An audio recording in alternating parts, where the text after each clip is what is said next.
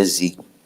We have Ibn Rajab. So there are a number of scholars that came out of Damascus, and one of the most prominent of them is Ibn al-Qayyim al-Jawziyah. Ibn al-Qayyim al-Jawziyah mentions a statement that he took from Abdul Qadir al-Jilani. Abdul Qadir al-Jilani. And some say Abdul Qadir al-Kilani. And it's a beautiful statement where he mentions, he says, كن مع الحق بلا خلق وكن مع الخلق بلا النفس. كن مع الحق بلا خلق ومع الخلق بلا نفس. Be with al-haq, and al-haq is Allah subhanahu wa ta'ala here. Be with al-haq, and al-haq means the truth. Here, the truth meaning Allah subhanahu wa ta'ala. That's one of the names of Allah is al-haq. We know the name Abdul Haq. Allah subhanahu wa ta'ala is al-haq. He is the truth. Okay, for lack of better translation. So be with Him and without creation. Bila khalq. So your connection with you and Allah does not need a medium or a mediator being creation. Okay? So in other words, do not let your ego or things from yourself that may be directed towards creation affect and influence your relationship with Allah subhanahu wa ta'ala. Right? It can be looked at as, okay, do not worship other than Allah subhanahu wa ta'ala, or do not use someone as an intermediary to Allah subhanahu wa ta'ala. Many of us are thinking right now, okay, we don't take Muhammad as, we don't pray to Muhammad. Well, it could be someone that you look at, and that person is the repository of truth. That person is the only one that you take from.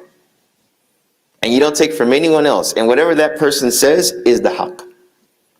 That could even reach to the level of shirk billah. The only one that should be for is with the Prophet sallallahu alaihi wasallam. And this is why when we see any calamity with any scholar or any person, the Muslim should determine that person from the truth. It isn't that person determining what the truth is. It's a very important distinction, because if something happens with that scholar that you may know or love or whatever the case may be, and his affliction, you internalize it to where it can affect your relationship with Allah, that's where it's detrimental, and one needs to look at themselves, because that person is only a medium for you to understand what Allah wants. And that's very, very important.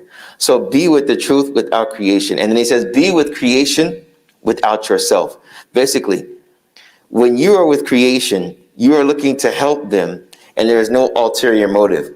It should not be nafsi, nafsi. It is only for myself. I'm doing this only for myself. It should be to serve and help creation. So it's to be with creation, man, woman, and child, and to be selfless. To be selfless, not for your own personal ulterior motives. And that is something that is magnificent. Upon, if you think about it, your relationship with Allah, your only dealings with people should be based on strengthening that relationship. When you deal with people, it should be with those people that help strengthen your relationship with God. In different ways, even at your job, even, amongst people, what are their values? What do they value? And does it tie in with your Islamic values? And if it doesn't, then it could be a relationship that is of no benefit or detrimental. One of the two. It could be something that is mubah, and there's nothing going to increase your iman or increase your relationship with Allah, and that's not beneficial for you. Or it could be something that is detrimental. It could be a haram relationship or something like that. But when it comes to dealing with people, it should be something that the person is looking to help the individual be a better person towards their creator eventually, or to have those values that are praiseworthy and commendable. And this ties into the verse, وَتَعَاوَنُوا عَلَى الْبِرِّ وَالتَّقْوَى وَلَا تَعَاوَنُوا عَلَى الْإِثْمِ وَالْعُدْوَانِ, and assist each other in righteousness and piety, and do not assist each other in sins or in transgression. So inshallah, let's just remember this statement, كُن مَعَ الْحَقِّ بِلَا خَلْقٍ وَمَعَ الْخَلْقِ بِلَا نَفْسٍ. Be with Allah subhanahu wa ta'ala without any form of creation, not in need of creation, and be with the creation without yourself, meaning that you don't only look at your own benefit, but you really want to help them, inshallah, upon piety and righteousness. So we ask Allah subhanahu wa ta'ala to make us of those people, inshallah, and to make us of those that increase our worship in Him, our manifestation by the way that we deal with each other, and that strengthens the relationship and makes the world a better place. ربنا آتنا في الدنيا حسنة وفي الآخرة حسنة وقنا عذاب النار. اللهم أعطي نفوسنا تقواها وزكها أنت خير من زكاها أنت وليها ومولاها. اللهم انصر الإسلام والمسلمين وانصر المستضعفين في كل مكان وزمان يا رب العالمين. اللهم اجعلنا من أهل القرآن الذين هم أهلك وخاصتك يا رب العالمين.